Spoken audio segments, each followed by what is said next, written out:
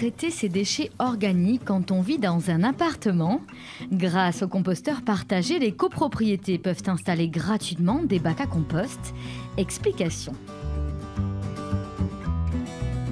C'est un service gratuit et accessible à tous, des composteurs mais aussi et surtout un accompagnement d'1 an proposé par la métropole afin d'apprendre à faire un bon compost. Il y a toujours 3 composteurs, donc un composteur pour la réserve de matières brunes. Donc matières brunes, ce sont les matières sèches, c'est du feuillage tout simplement, donc les feuilles sont sèches. Hein.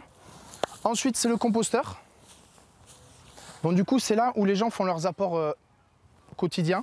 Ils viennent avec ce bioseau, mettre tous leurs déchets de cuisine dedans. Mais après, il y a quelques petits gestes à faire. Donc il faut bien étaler, mélanger avec l'ancienne couche.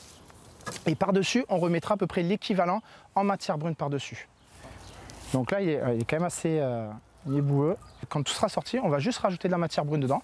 On va le brasser, on va le mélanger et on va le laisser donc, mûrir encore 3 mois minimum dans le bac de maturation.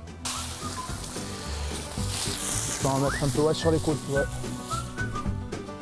Et pour assurer la pérennité d'un bon compost, un ou des référents de la copropriété apprennent les bons gestes auprès d'un agent de la métropole. Un peu de matière brune dedans. On va le brasser un peu. Ça a été accueilli plutôt d'une façon assez agréable et avec un peu d'intrigue sur comment on va utiliser cet outil et est-ce qu'on va savoir bien faire. L'objectif, c'est qu'au bout d'1 an, toutes les résidences soient autonomes.